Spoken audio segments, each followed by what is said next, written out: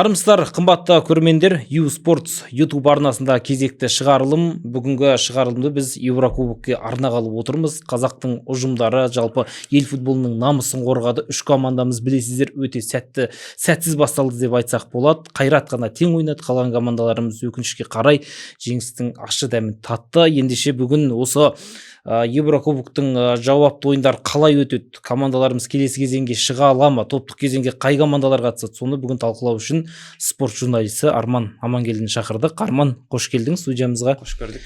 Енді жаңағы айтып жатқандай көрдің, Еврокубок бір сәтті басталды деп айта алмаймыз. Өзің қалай күттің? Бірінші Чемпиондар лигасы Қайрат Олимпия ойынынан бастайықшы.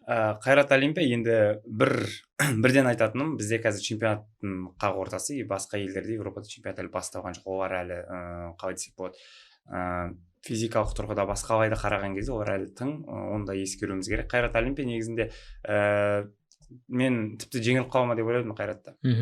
Бірақ енді Сәтбаев әдемі гол соқты. Бұл жерде Жоржиньоны, Громыканы айрықша атап өту керек. Сондықтан да бірақ ана бірден Олимпия жауап қайтарғаны күтпеген жағдай болды. Енді Қайрат бірден гол соққаннан кейін енді сол есепті сақтап қалады деп ойладым. Оның үстіне Дастан соққаны бір ерекше болды ғой, негізі ерекше әсер болды ғой негізі. Бұл жерде енді Дастанның гол соққаны 100%-ға, тіпті 95%-ға Жоржиньоның арқасы. Ана жерде 4-ші нөмірлі қорғаушы өздеріңіз көрдіңіздер, Дастанның артынан келе жатыр, және Дастанды бүйтіп жоғалтып алды, үлгермей қалды, подкат жасады. Сонда да Дастанның аяғына доп жақсы келді және тамаша ұрып кетті. Енді біздің Сәтбаевты да Еврокубоктарда гол ұрып жатқан ең жас футболистердің қатарына қосып жатыр. Тарихқа кірді. Тарихқа кіріп жатыр. Оның өзі біздің қазақ футболы үшін жетістік. Жалпы Сәтбаев үшін де бір рекорд, ауыз толтырып айтатын оқиға. Енді жалпы ойынның картинасын қарасақ, енді негізінен Олимпия өте мықты команда, негізі көзі бағаламады ғой. Басында енді Люблянаға барып тең ойнап, оның үстіне Люблянадағы стадион, білесің, ұлттық құрамамыз үшін де біз жалпы біздің қазақ футболы үшін өте бір сондай, қалай айтса болады, бір өте ыңғайсыз, бір көңілсіз қайтқанбыз ғой. Осы жолы енді Қайрат Алматының орталық стадионда қандай жауап қаталады? Алғашқы ойынды көрдің, Олимпияның құрамын көрдің. Бізге жалпы Қайрат үшін де, жалпы қазақ футболы үшін де осы орталық стадионда болатын матч өте маңызды. Себебі осы Олимпияны өтсек, келесі қарсыласымыздан жеңіліп қалған күннің өзінде Европа лигасын ойнаймыз. Одан жеңіліп қалсақ конференцияға шығамыз. Сондықтан да рейтинг алу керек Қайраттың, жалпы рейтингті көтеру керек. Қазақ футбол, қазақ клубтарының рейтингін көтеру керек. Сондықтан да Алматыда барын салады деп ойлаймын. Тіпті білесіздер ғой, енді қазақ футболында да емес, Европа футболында да жалпы қазақстандықтардың менсінбей жатады ғой. Жалпы Қазақстан шетте, шалғай жатқан мемлекет, қатты бір керек емес деген сияқты. Бірақ сонда да сондай бармақ басты көз қыстылықтар болмайды деп ойлаймын. Орталық стадионда қазақ болып, Алматы болып, барлығымыз қолдау көрсетейік. Сондықтан да Қайрат барын салып жеңу керек Олимпияда. Және келесі кезеңге міндетті түрде жолдамау керек Қайрат. Ал өзің айтқандай жаңағы ұтылып қалса, енді бетін ары қылсын, енді ұтылмай қойсын. Бірақ дегенмен Қайрат үшін кем дегенде, ең кемі сол Европа лигасы ғой, негізі ойнау керек. Жайт конференция лигасы деген енді ол бір жетістік емес деп айтса болады ғой. Челси сияқты футболын Челси сияқты конференция лигасында. Бірақ осыдан өтсе болды.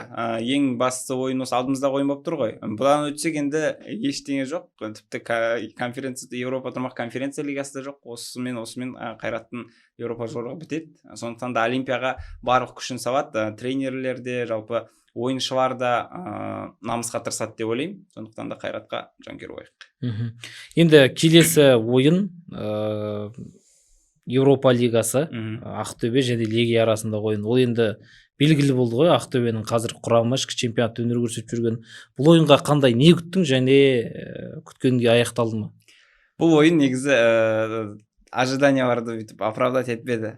Легия негізінде білесіздер Қазақстанмен, жалпы қазақ клубтарымен жақсы танылды. Кезінде Ордабасымен ойнады. Көп айқай-шулар, көп интригалар болды. Анау жаңағы Ордабасының стадионда жасаған тірліктері, одан кейін Европадан, УЕФАдан салған нелер, жаңағы санкциялары Ордабасыға. Сондықтан да сондай Легия деген кезде бірден көз алдыма сондай флешбектер ойнайды да. Футболдан тыс нәрселер. Футболдан тыс нәрселер. Сондықтан да енді Өміртаев тамаша шықты енді сол жерде. Өміртаевқа риза болдым, тамаша шықты және бүйтіп ана жерде пас беретін де болған жоқ, өзі индивидуалды тұрғыда алып кетті, сол жерде тамаша гол соқты және сол голды Диего Джотаға арнады. Қазір барлығы арнап жатыр ғой, қыздар да, әйелдер футболында, балалар футболында, QJ лигада Қазақстанда осындай португалиялық футболшыны Ливерпульдің форвардын осындай қолдап, соның қайғысына ортақтасып дегендей. Өміртаев та сондай жестпен тойлады өзінің голын жаңағы Джотаға арнап, бірақ енді оны офсайд деді. Басында комментаторда біз жалпы қазақ офсайд көріп тұрсақ та, кішкене осы сомневаться етіп тұрсақ та, ешқандай да офсайд жоқ деп айтып қаламыз, мойындағымыз келмейді. Себебі біз андай қатты жақтасамыз да, тіпті комментаторлар болсын, спорт журналистері болсын, қимайсың ғой енді андай голды, енді андай голды қимайсың. Бірақ енді амал не, алып тастады ол голды, ойын 0-0, қайтадан матч жалғасады. Содан кейін тұрдық та, не болды, тағы берген айтқаным, мынаның ближний ашық қой, дальний ашық қой деген сияқты. Сөйтіп дальнийге бүйтіп алыстан бағыттаған соққыны қақпашы жіберіп алды. Ближний ашық болды. Соны мен өзім бар ғой, көріп отырдым да, қалай жіберіп алды деген сұрақ келді. Анау қалай ашық пространствоны қалай тауып үлгеріп тепті деймін да негізі. Армениялық жартылай қорғаушы сөйтіп сол аяқпен тепті, ойым қателеспесем. Енді Влад ол жерде сасқалақтап қалма, тіпті ондай соққыны күткен жоқ. Сол күтпей қалды ғой. Ондай соққыны күткен жоқ. Содан кейін 1-0. Енді Қобыланды батырды тағы да енді негізінен жақсысы, жаңа біз бәріміз шетке барып ойнап келдік қой, шетелде барып ойнап келдік. Енді қазір 3 клубымызда Қазақстанда ойнайды.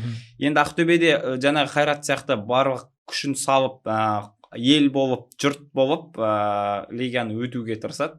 Легияда оңай команда емес негізі, өздеріңіз білесіздер, құрамында көрген боларсыздар, мықты ойыншылар бар. Жалпы бұл команда легионерлері көп командалардың бірі, бастапқы құрам тіпті 8 ойыншыға дейін легионер, 9 ойыншыға дейін легионер, сондықтан да Ақтөбеде де оңай болмайды. Ал ойын кезінде, ойын біткеннен кейін көп жанкүйерлер айтып жатыр да, қайта 1-0 болды деп ше, андай Құдай сақтап қалды деген сияқты. 1-0 соңына дейін шабуыл жасады ғой легия, соңына дейін шабуыл жасады, тіпті мүмкіндік болды, көп мүмкіндіктер болды. Бірақ енді Ақтөбеде, енді матчтың тағдыры Ақтөбеде шешіледі, 1-0, бірақ Ақтөбеде кішкене сомнениемен қарап тұрмын мен, өйткені қазір қалай десек болады, Ақтөбе бір қатты бір бабында деп айта алмаймын. Шушиначев ойнамады айтпақшы бұл матчта. Шушиначевтің жалпы Еуропа лигасында бұрынғы командасында жалпы қызыл қағаз бар екен.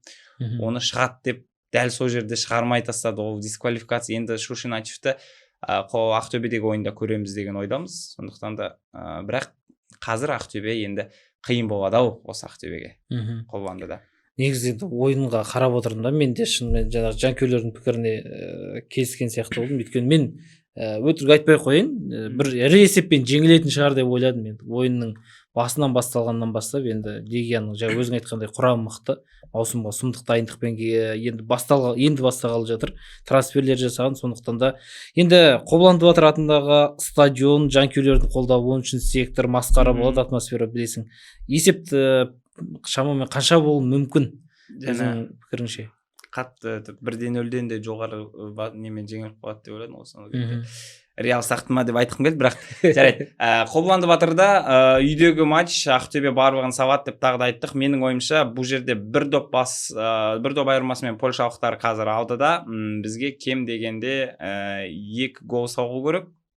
Және мен ойлаймын, Ақтөбе гол соғады және лигияда қарап қалмайды бұл жерде. Бұл жерде нақты есепті айту қиын, тіпті пенальтилер сериясына жету мүмкін. Ал бізде тағы бір үлкен плюс ба, қалай айтамыз? Жаңағы УЕФА-дағы өзгерістер ғой.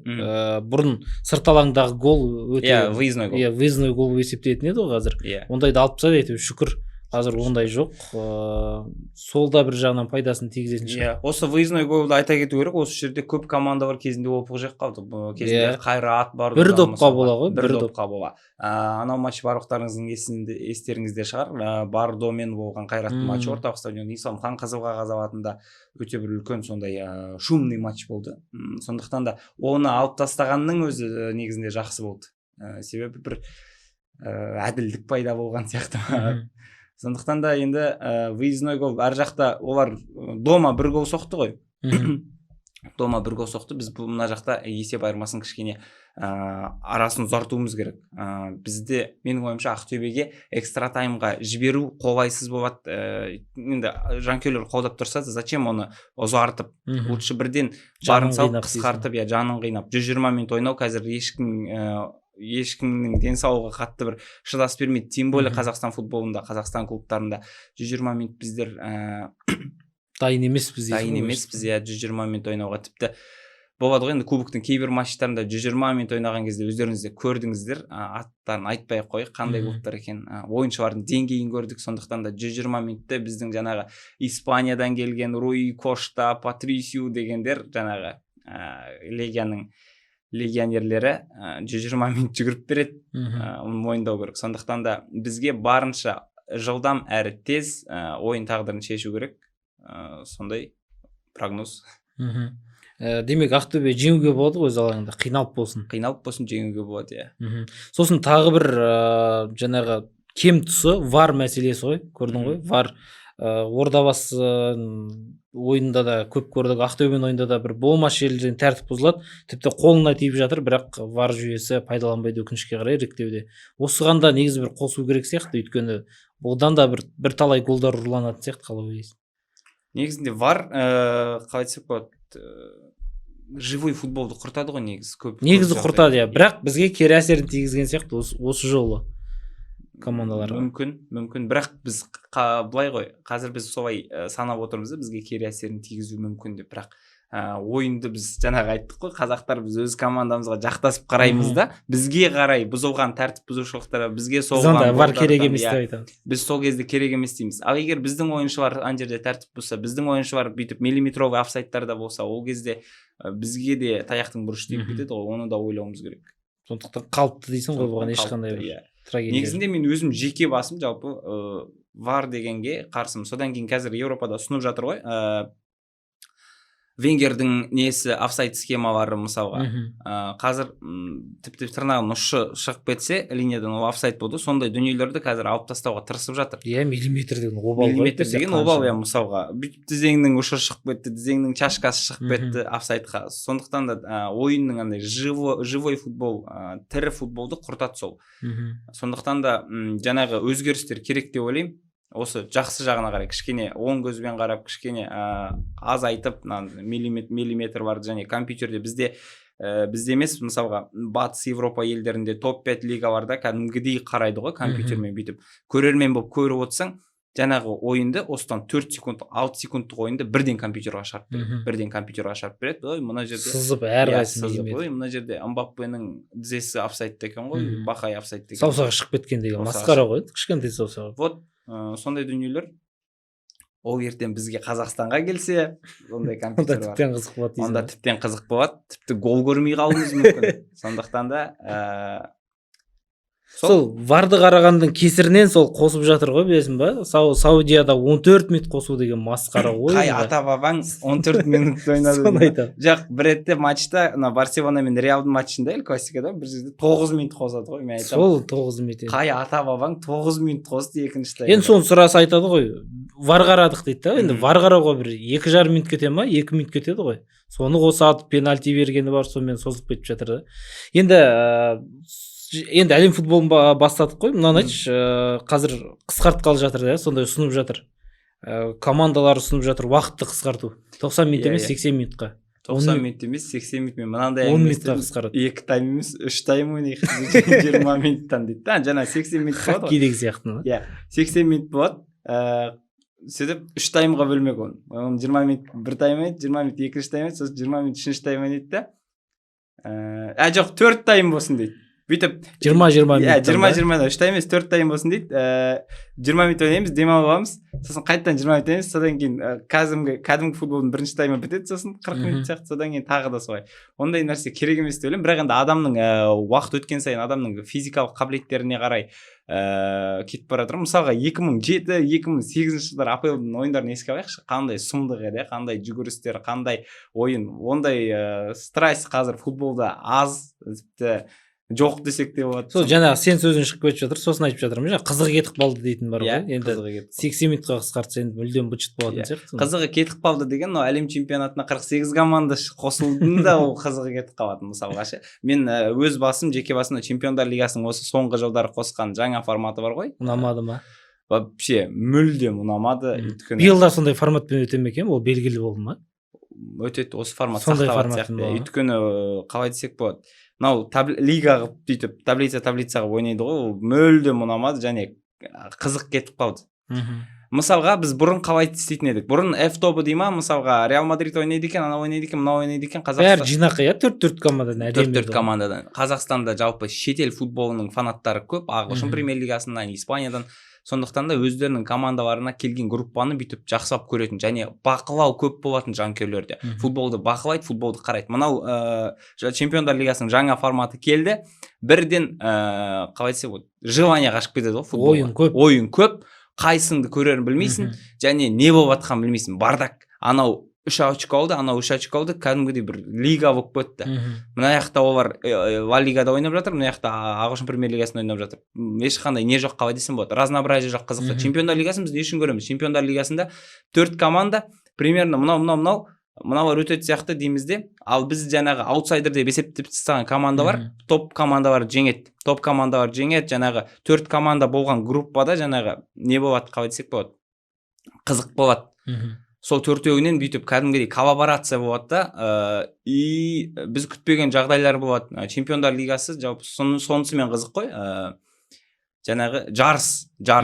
Ана жерде жарыстың бір несі, бәсекелестік азайып қалды ма? Мысалы Реал Мадридті де көрдіңіздер, нешінші орын алды өз лигада, жаңағы кестеде. Байқатты. Ең төмен орын алды. Одан кейін 1/16 дегенді ойлап тапты. Командаларға қиын ғой мысалға. Манчестер Ситимен тер быч-быч боп 1/16 ойнайды мысалға, шаршап. Одан кейін демалмайды, олар Ла лигада матчтары бар, одан кейін 1/8-ның командасы тың. Реалды көрдің бе? Осы маусымда 71-ден ойнап тастаған ғой, ойлашы. Сұмдық қой. Ла лигадан бөлек еще тағы ойындар бар, анау бар, товарищеский бар, мынау бар, турнирлері бар деген сияқты. Құрметті Чемпиондар лигасында отырған жалпы Чемпиондар лигасының ұйымдастырушылары, менің осы ақылымды тыңдаңыздар. Жалпы көп жанкүйерлердің осындай претензиясы бар, қайтадан бұрынғы Чемпиондар лигасына оралайық деген тілек айтқым келеді. Бірақ енді осы Қайрат енді шығып жатса Чемпиондар лигасына деп айтайық, онда сондай форматпен ойнайды, жаңа форматпен. Бір жағынан мысалға ойлашы, енді тобында Реал сол тобында мысалға Реал біреу түссе да, мысалы соның тобында түссе, бірақ ол жерде ответный жоқ қой, жаңағы ответный ойнамайды, жаман ғой мысалға. Сол біреумен түсқап, ол сырт алаңға барып ойнап келсе топ командамен Қазақстан команда жанкүйерлері жалпы не көрмейді, қалай десек болады, шет еуропалық футбол командаларын көрмейді. Бұрын мысалға Атлетико Астанаға келген кезде қандай тамаша эмоция бар еді, Бенфика келген кезде сондайларға болады. Чемпиондар лигасын жалпы Еурокубоктарды күтеді ғой біздің жанкүйерлер. Ан жаққа барып сырт алаңда ойнап жатса жаман ғой ертең, біз неге келмесе мысалы. Оларды жалпы, мен сіздерге бір әңгіме айтып берейін, жалпы еуропалықтар қазақстандықтар менсінбейді, ол бәріне әулиеатадан белгілі. Ой, Қазақстан шетелде орналасқан. Мен осыны айтпап едім, 2023 жылы Қазақстан-Дания матчында өзімде болдым, сол кезде еуропалықтар қалай қырын қарағанын да көрдік біздерде. Журналистеріне дейін мазақ қылып кетті. Журналистеріне дейін мазақ қылып кетті. Бір 20 ма 10-15 журналист келді, жаңағы скандинавиялық неде. Енді скандинавиялық адамдар ғой, сарғыштау келген, кішкене толықтау, бойлар ұзын деген сияқты. Журналистер келді. Шаншарды айтады ғой, сендер қазір әдебиетте әлдеқандай оқушысыңдар ғой, соның өлісі бар, тірісі бар, бәрі отыр деген. Сол жерде қазақ журналистердің бәрі отыр. Мысалға, ағаларымыз Қарағайдай ат болды. Мүйізі Қарағайдай ағаларымыздың бәрі отыр. Сол кезде бір журналист тұрады да, Қазақстан деген керек емес қой УЕФА-ға, біз мынау жаққа 8-9 сағаттан ұшамыз, шаршаймыз, біздің ойыншыларға да тиімсіз. Жалпы бұл елді УЕФА-дан алып тастау керек. Солай айтты ғой, біздің көзімізше шықты. Біздің көзімізше. Мыналар асымызды ішіп, аяғымызға түкіріп отыр дегеннің кері болды, сондықтан да шықты да. Біздікілерден де бірдеңе айтуға болушы еді сол жерде. Бірақ біз қазақ қонақ сыйлаған халықпыз. Найзадай кірпіктер төмен қарап. Найзадай кірпіктер төмен қарап, шиедей еріндеріміз дір-дір етіп сол жерде. Үндеген жоқпыз, түк те істей алмадық.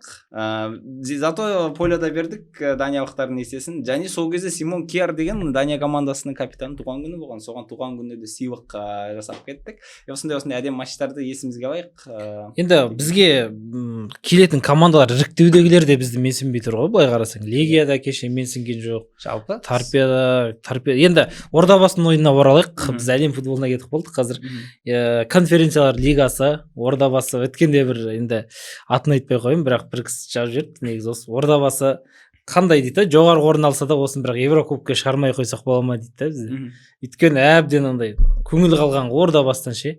Жанкүйерлер де сол, бізде ана Теңбіл деп арнадан тікелей эфир бердік, және гол деп жазсаң, Кутаиси гол салып кетсе, біздікілер күледі да мысалға. Содан мен байқадым. Андай реакция басады ғой кісілер телеграмға. Андай қатты күліп тұрған смайлик бар ғой. Сондай жібереді Ордабасы. Именно Ордабасын ойнау істеді. Қайрат ойнағанда олай жасамайды. Ақтөбе ойнағанда олай жасамайды.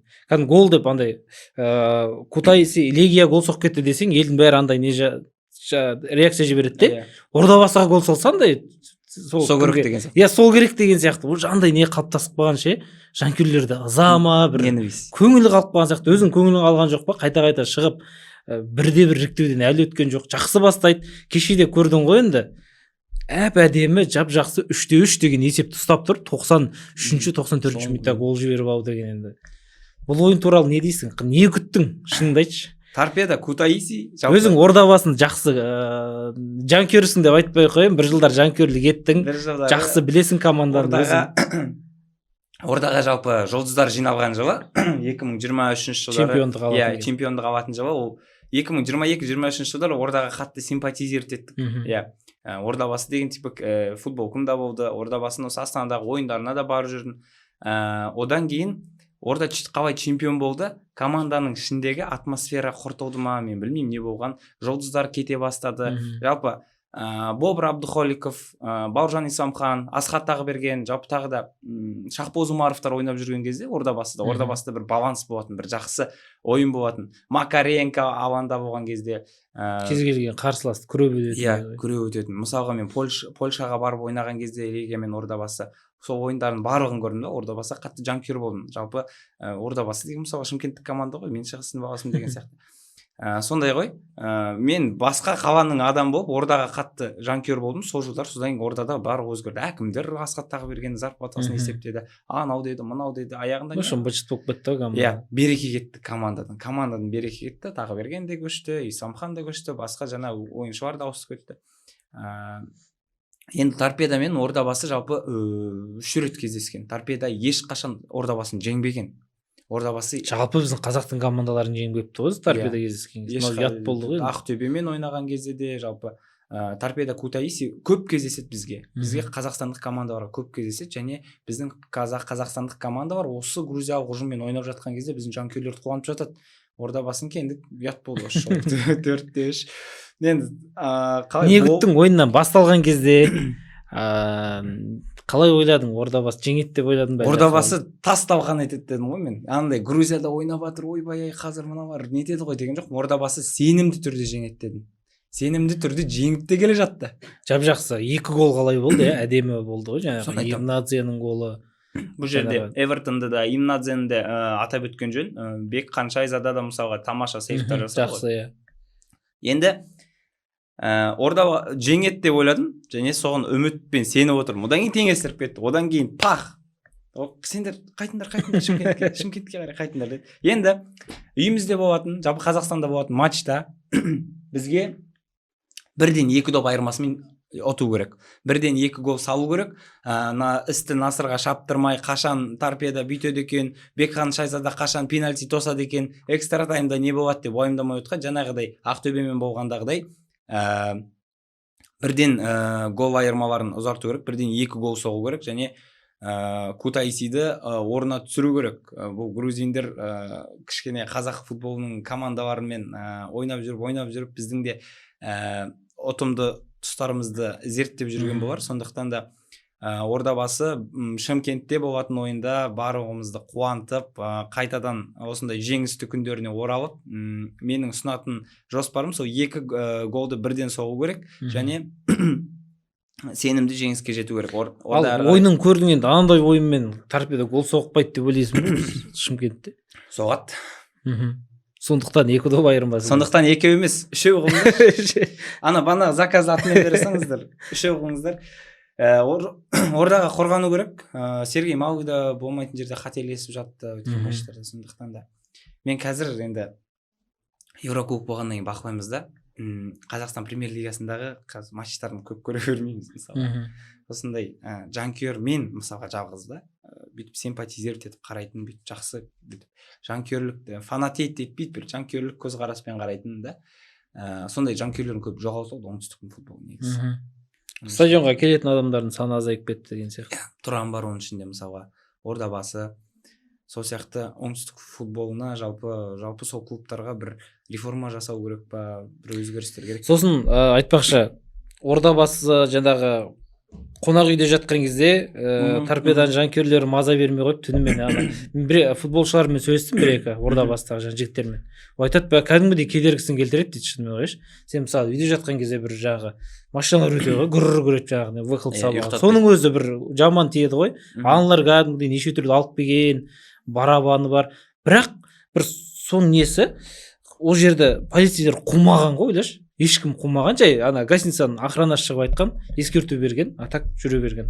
Енді біздің жанкүйерлерде соны жасаймыз деп отыр да, техаспансыздар. Бірақ бізде жасатқызбайтын сияқты, оны қуып жібереді бір жарты сағат. Бізде заң мен тәртіп деген идеология қатты ғой. Енді штраф салып қуып жіберетін сияқты. Енді ол жанкүйерлердікі де дұрыс мысалға.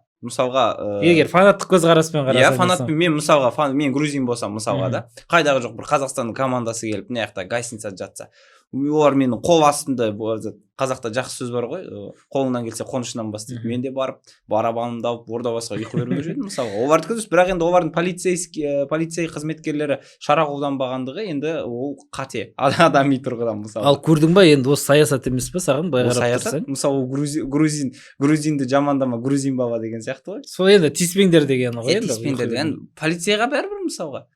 Ол да мысалға грузин футболының жанкүйерлері шығар олар. Соны айтып тұрмын ғой, бәрі бірлесіп негізі ұйымдастырған сияқты деп айтып жатыр. Енді мен біраз жерлерін естідім. Енді Техасвансқа не істеу керек? Техасванста ұйқы бермей қою керек пе? Ұйқы бермей қоям десе де біздің тәртіп сақшыларымыз Құдайға шүкір жақсы жұмыс жасайды. Кім барыңдар деп. Енді біздікілер, әрине, ол футбол мәдениетінде, жалпы футбол жанкүйерлерінде ультрас, ана ультрас бүйтіп жатқан кезде мынау ответкасыз қалу деген ондай жоқ. Техас фанс шара қолданады шығар. Енді ұйықтатпаса да басқалай бір перформанс жасай ма?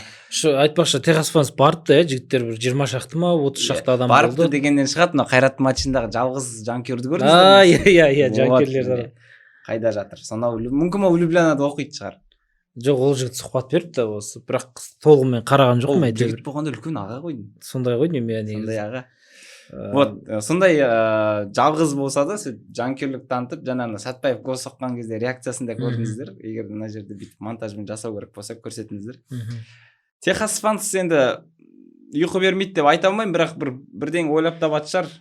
Бірақ енді бізде қазанда ұйқы бермеу, бір гостиницаның алдына барып шулау деген ондай жоқ, өйткені тәртіпсіздік болып есептеледі біздің елімізде. Онсыз қонақтарға бір неуважение, жалпы біз айтамыз ғой, қазақ қонақты қатты сыйлап қалған халықпыз. Бізге сендер УЕФАдан шығыңдар, кетіңдер деп жатса да біз ләм-мим демейтін халықпыз ғой. Сондықтан да енді бірдеңе ойластырады шығар ол жігіттерде. Енді жанкүйерлерді айтып жатырмыз ғой, ең тағы бір қызықтым, мен өзіме қызық Легия Ақтөбе Легия ойыны. Легиядан фанаттар келеді, білесің, атпалдай жаңағы бодибилдерлер ма, боксерлар ма, бірдеңелер айтып ірі денелі, кәдімгідей андай бір іріктелген ғой, бір спецназдарға бізге арнайы қызметтерге алды, сол сияқты аналар ше, бір жанында кішкентай жоқ аналар.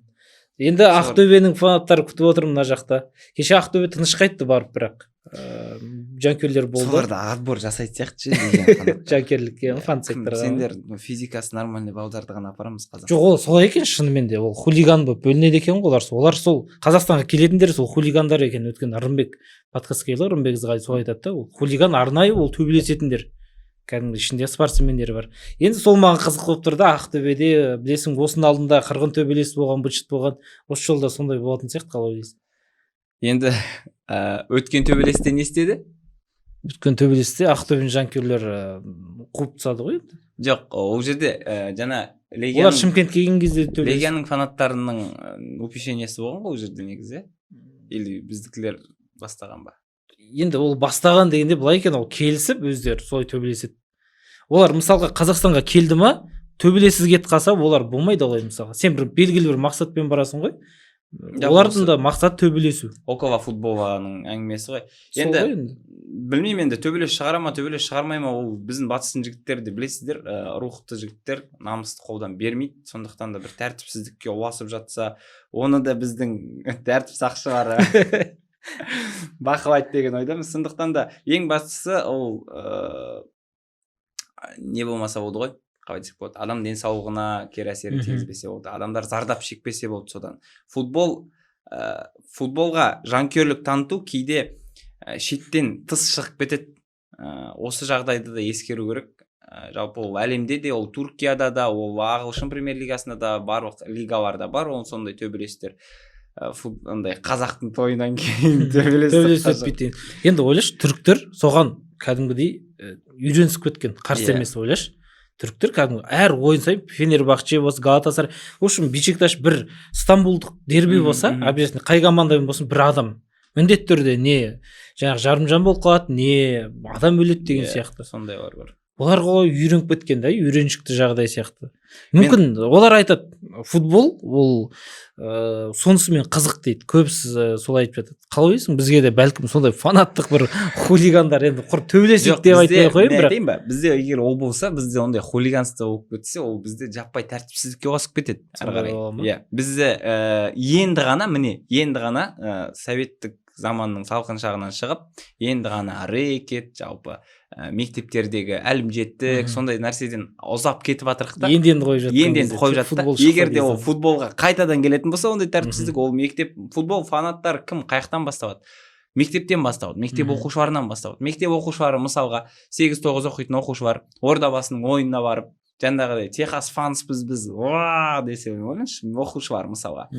Оқушылар солай жасайтын болса, ол тәртіпсіздік. И сондай ол жалғаса берсе ары қарай. Одан кейін елімізде не болып бардақ болып кетеді деп ойлаймын дальше. Сондықтан да біздің футбол мәдениетінде жалпы осындай бір дөңгелектің ішінде жүрген жігіттер бар.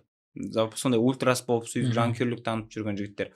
Қазір енді ол жаққа оқушылар, студенттер қосылса, ол еще массовый дракаға ұласса, ол бізде обязательно бір адамның жаңағы сен айтпақшы, либо бір адам зардап шегеді, или біреу жарымжан болып қалады. Одан кейін оны обязательно КТК-дан көрсетеді бізде. Сонымен ол ұласып кете береді ары қарай. Ол да бір мәдениет қой негізі. Түріктер солай қабылдайды, мәдениет. Ана бір әңгіме бар еді ғой, сен қызын әкеліп таныстырған ғой, сөйтіп ана қызбен сөйлесіп отқан, сіз отбасыңыз қандай деп, түрік семья, сіздің отбасыңыз қандай? Біз жақсы өткенде отбасымызбен футболға барып қайттық. Сен қай клубтың жанкүйерісің дейді. Біз Галатасарай ғой дейді. Шық мынаны әкет де, үйден неғып әкелдің деген. Сондайға дейін жетеді да, мысалға. Анау кім бар ғой? Ағылшын футболист бар еді ғой, Джон Терри. Джон Терридің әкесі шешесінен боқтап жатыр дегендей. Fuck you. Мысалға қарашы, мен футболистпін, мысалға, мен футболшымын, мені барлық ағылшын премьер-лигасындағы атым шыққан футболист, менің әкем, бірақ маған болеть етпейді, менің клубыма болеть етпейді, қайдағы жоқ Вестхэмға болеть етеді мысалға. Мен әкеме және ренжи алмаймын, неге менің клубыма болеть етпейсің деп, өйткені ол солай қалыптасқан мәдениет. Сен жаңа Ордабасыға жанкүйерлік еткен кезде саған айтқан жоқ па, сен Семейденсің ғой, неге Шымкентте нең бар деген сияқты? Жоқ, Ордабасыға жанкүйерлік еттім деп айта алмаймын, Ордабасыға симпатизировать еттім, бірақ Орда деген футболка киіп жүрдім Семейде. Сол кезде айтқан жоқ па? Айтты, мынау не жынды ғой деді. Мысалға бізде де бір жігіттер бар, Ақтөбеге болеть ететін, Семейде тұрып мысалға. Оларға да айтады, мынау не? Ол жігіттер мысалға мен сіздерге айтайын, Абай аренада бізде Семейде матчтар болады ғой. Жалпы Семей футзал клубы ойнасын, және Ақтөбе футзал деген бар. Семей футзал ойнап жатқанда ол Ақтөбенің формасын киіп барады мысалға. Семейде жалғыз өзі. Семейде жалғыз өзі. Қорықпай. Мысалға, оған да жігіттер қой деп айтады, ол тыңдамайды мысалы. Вот міне жанкүйерлік қайда жатыр. Соңына дейін бізде сондай қалыптастыру керек сияқты негізі ше. Иә, бірақ енді бізде ультрастарды мен шет жақтан естіп қалған әңгіме, ультрастықта мысалға Қайраттың ультрасы болсын, Ақтөбенің ультрасы болсын, мен Ордабасының футболкасымен отыра алмаймын ол жерде. Ол жерде отыру самоубийство мысалы. Сондай ғой. Бірақ сосын ана бізде селтик ойнаған кезде білесің ба, несін киіп келіп еді ғой, бір жанкүйер бала астанада тұратын, шарфысын ұстап, жаңа футболкасын киіп бәрі соны бір сөз қылды ғой, білесің ба. Сол ол адамның өзі несі ғой, жаңағы өз таңдауы ғой. Иә. Мысалы сен Қазақстан тұрып, бізде мысалы сен Реалға жанкүйерлік етесің, Реал келсе сен Реалдың футболкасымен барсаң, сен олай бір не саналмайды ғой, жаңағы сол баланы сатқын деп жаңағы жерден алып жерге салып та. Ол шынымен де соған болеть ететін шығар мүмкін. Менде мысалы бір таныстарым бар, Комо дейтін бар ғой, сол клубтар жақсы көретін. Сен оған Лас-Пальмасқа болеть ететіндер. Сол енді сен оның біреудің таңдауына ештеңе дей алмайсың ғой деген сияқты. Мысалға ол андай ғой, қалай айтсам, ортан қол командаларға болеть ететіндер, ол нағыз кәдімгі жанкүйер деген сөз, ол фанат деген сөз, ол андай глейзер дей ма, қандай дейді, мысалға қай клуб типа жеңе береді, сол клубқа болеть ететін деген. Ондай жоқ, мысалы, ондай фанаттар расымен жанкүйер деген сөз ғой. Мысалға ертең Астана Ермұхамед Мәулен сияқты ма? Жеңілсе де Манчестер Юнайтедқа болеть ететін.